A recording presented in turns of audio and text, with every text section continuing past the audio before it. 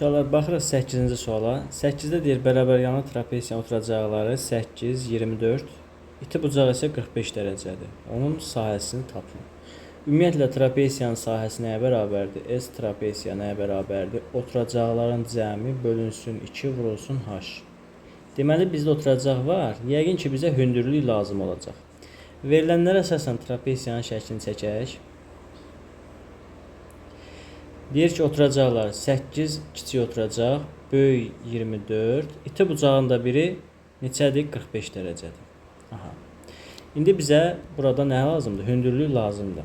Bax, bu hündürlüyü çəkdim. Bura 90 dərəcə. O zaman 45-dirsə, burada 45-dir.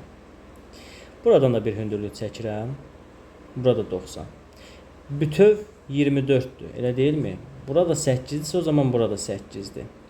24-dən 8-in çıxdım, 16. Deməli, burada 8, burada 8. 45-45 qaydasına əsasən mən bu hündürlüyü taparam, düzdürmü?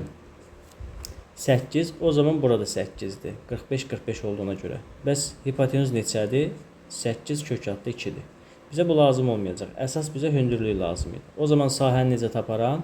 S trapesiya bərabərdir. Oturacaqları cəmləyirəm. 8 plus 24 bölü 2. Vur. Hündürlüyü də tapdım. 8. O da nəyə bərabərdir? 32 bölü 2. 16 vur 8. Bu da neçə eləyəcək? 8, 4 yadda 128. Deməli, trapesiyanın sahəsi B bəndi.